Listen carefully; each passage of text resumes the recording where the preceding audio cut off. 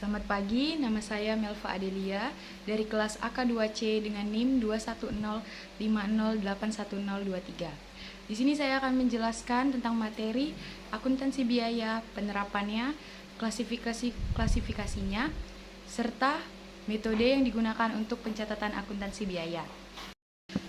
Yang pertama, definisi akuntansi biaya.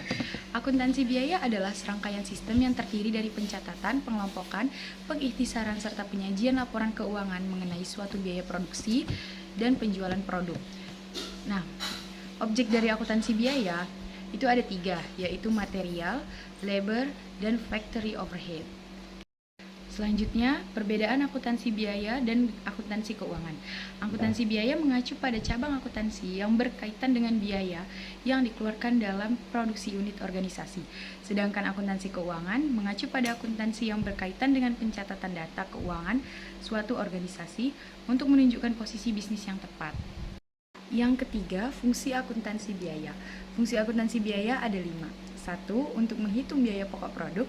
2. Merinci harga pokok produk. 3. Sebagai informasi dasar terkait perencanaan biaya dan beban. 4. Sebagai data proses penyusunan anggaran. 5. Sebagai informasi biaya untuk pengendalian. Jenis-jenis akuntansi biaya. 1. Standard cost accounting. 2. Activity based accounting. 3. Cost volume profit. 4. Contribution margin. Nah, penerapan akuntansi biaya pada jenis bisnis berbeda ada 2, yaitu pada perusahaan dagang. Pada perusahaan dagang hanya terbatas pada analisa tentang produk yang masuk dan keluar. Yang perlu diterapkan terkait akuntansi atas pembukuan di perusahaan dagang adalah dengan melakukan pencatatan dan analisis tentang akun-akun tertentu. Yang kedua, pada perusahaan manufaktur. Penerapan akuntansi biaya pada perusahaan manufaktur terlihat lebih kompleks. Perusahaan ini tidak hanya membuat produk, melainkan juga menjual produk. Maka dari itu, yang perlu dilakukan ke dalam pencatatan akuntansi biaya adalah biaya tenaga kerja, biaya overhead pabrik, harga pokok bahan baku, dan yang lain-lain. Nah, selanjutnya penerapan akuntansi biaya di setiap perusahaan. Yang pertama, perusahaan manufaktur. Akuntansi biaya pada perusahaan manufaktur lebih fokus pada penentuan harga jual produk. Selain itu, tujuan lainnya adalah penyampaian informasi akan harga-harga produksi pada setiap unit di gudang.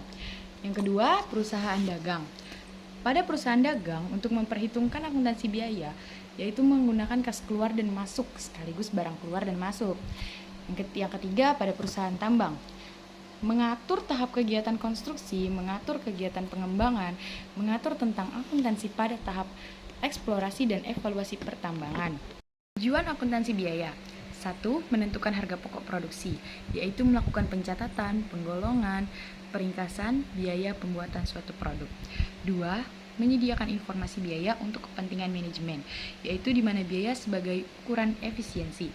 Yang ketiga, sebagai alat perencanaan. Yang keempat, untuk pengendalian biaya, yaitu membandingkan biaya yang harus dikeluarkan untuk memproduksi suatu produk dengan biaya yang sesungguhnya terjadi. Yang kelima, memperkenalkan berbagai metode dalam akuntansi biaya yang dapat dipilih dengan kepentingan yang diperlukan. Selanjutnya, saya akan menjelaskan tentang klasifikasi biaya. Yang pertama, biaya berdasarkan unsur produk. 1. Ada biaya material. Nah, biaya material atau yang biasa disebut dengan biaya bahan baku, ini bersentuhan langsung dengan produk yang akan diproduksi dan nominal yang timbul cenderung mudah ditelusuri. Contohnya, dalam suatu produk di kafe, kita hanya membeli komposisi utama produk tersebut, seperti biji kopi, air, gula, dan bahan lainnya yang bisa dikategorikan sebagai biaya material. Kedua, biaya labor atau tenaga kerja. Biaya labor adalah upah tunjangan dan asuransi yang dibayarkan pada pegawai yang terlibat langsung dalam jalannya proses memproduksi barang. Contohnya, perusahaan memberi upah atau gaji setiap bulannya kepada para karyawan. Yang ketiga, biaya overhead pabrik. Biaya overhead adalah biaya yang secara tidak langsung berkaitan dengan aktivitas pabrik dan terjadi ketika memproduksi suatu produk. Contohnya, pajak, gaji pegawai non produksi, tenaga kerja tidak langsung, dan yang lain-lain. Klasifikasi yang kedua yaitu biaya hubungannya dengan produksi. 1. Biaya prima atau prime cost, yaitu biaya bahan baku langsung dan biaya tenaga kerja langsung, di mana biaya tersebut berhubungan langsung dengan produksi. Yang kedua, biaya konversi atau conversion cost, yaitu biaya yang berhubungan dengan mengolah bahan baku menjadi produk jadi Sehingga conversion cost terdiri dari tenaga kerja langsung dan factory overhead. Klasifikasi yang ketiga yaitu hubungan biaya dengan volume. 1. Biaya variabel atau variable cost, yaitu biaya yang secara total cenderung berubah-ubah secara proporsional sesuai dengan perubahan volume produksi, sedangkan per unitnya cenderung tetap konstan. Yang kedua, biaya tetap atau fixed cost, yaitu biaya yang dalam unitnya berubah-ubah dan dalam total selalu konstan meskipun dalam batas interval tertentu. Yang ketiga, biaya semi variabel atau semi variable cost, yaitu biaya yang mengandung dua unsur biaya, yaitu biaya tetap dan biaya variabel. Yang keempat, biaya penutupan atau shutdown cost, yaitu biaya yang akan dibebankan ketika perusahaan tidak melakukan aktivitas produksi. Klasifikasi selanjutnya yaitu biaya pembebanannya terhadap departemen. 1. Departemen produksi, yaitu suatu departemen yang secara langsung memberi kontribusi untuk memproduksi suatu item dan memasukkan departemen di mana proses konversi atau proses produksi berlangsung. Kedua, departemen jasa, yaitu suatu departemen yang berhubungan dengan proses produksi secara tidak langsung dan berfungsi memberikan jasa atau layanan untuk departemen lain. Selanjutnya, klasifikasi biaya daerah fungsional. Yang pertama ada biaya manufaktur. Biaya ini berhubungan dengan produksi suatu barang, merupakan jumlah dari biaya bahan baku, tenaga kerja langsung, dan overhead pabrik. Yang kedua, biaya pemasaran. Biaya ini dibebankan di dalam penjualan suatu barang atau jasa dari keluarnya barang dari gudang sampai ke tangan pembeli. Yang ketiga, biaya administrasi. Biaya yang dibebankan untuk mengarahkan, mengawasi, dan mengoperasikan suatu perusahaan dan memasukkan gaji yang dibayar untuk manajemen serta staf pembukuan. Selanjutnya, klasifikasi biaya yang periode pembebanannya terhadap pendapatan. 1. Biaya produk, yaitu biaya yang secara langsung dapat diidentifikasi sampai ke produk jadi, meliputi biaya bahan baku langsung, tenaga kerja langsung, dan overhead pabrik.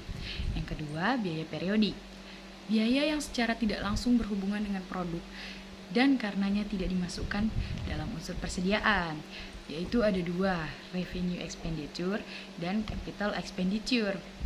Nah, revenue expenditure adalah biaya yang jika manfaatnya hanya satu periode, contohnya pengeluaran pemeliharaan mesin.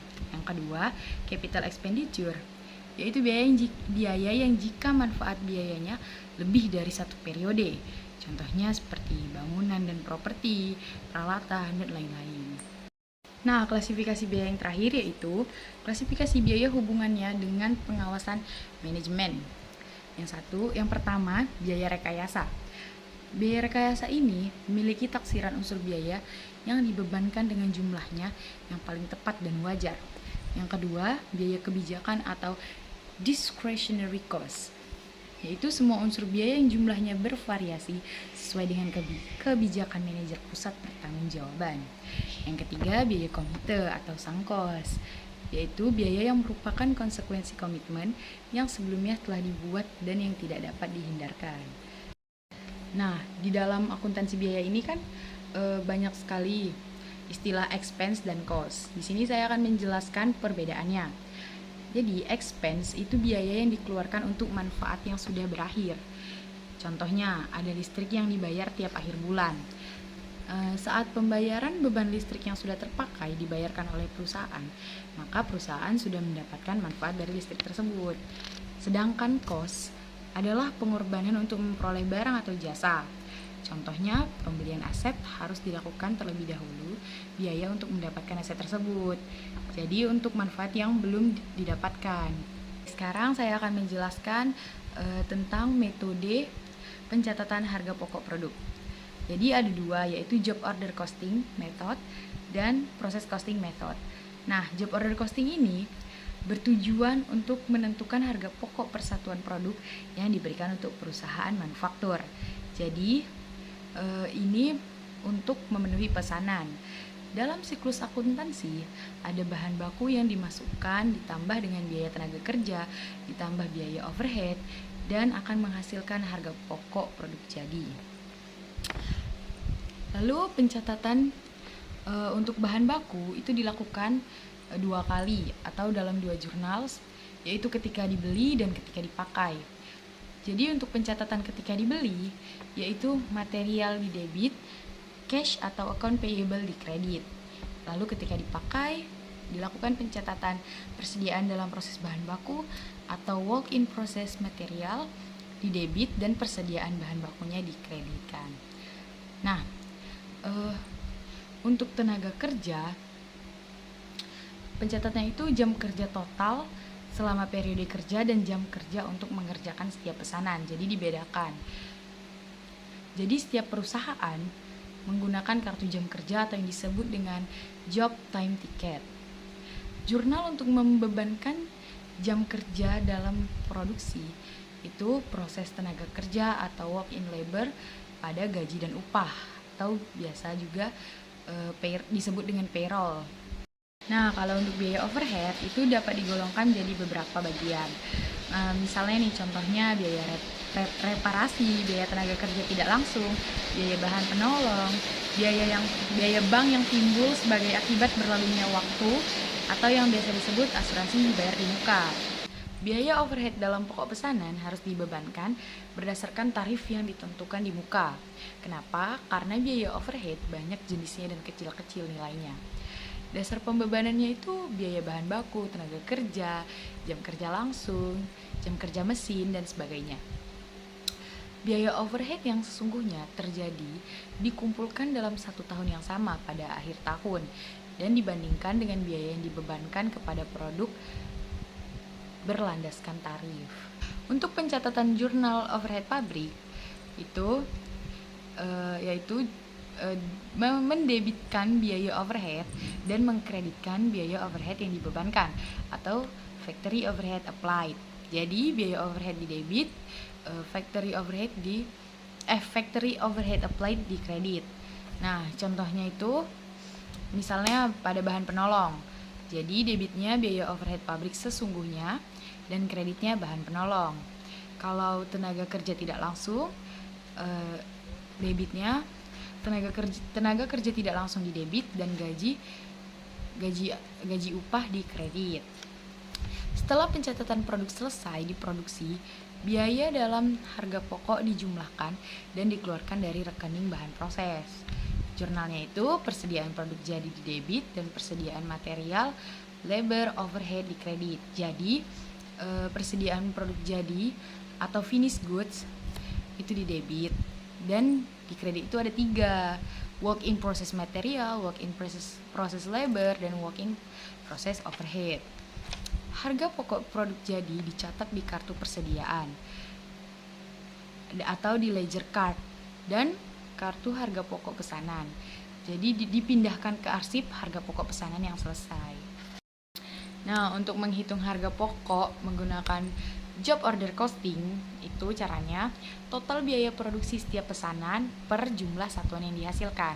Karena job order costing ini untuk memenuhi pesanan. Kalau menghitung harga pokok menggunakan metode proses costing, itu caranya biaya produk selama satu periode per jumlah satuan yang dihasilkan. Nah, jadi kelihatan kan perbedaan dari metode job order costing dan metode proses costing.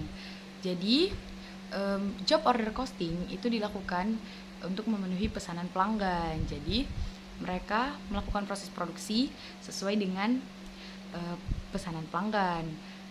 Contohnya seperti kontraktor, percetakan, dan lain-lain. Kalau job order costing itu dilakukan secara massal. Jadi mereka melakukan persediaan secara massal tanpa melihat pesanan.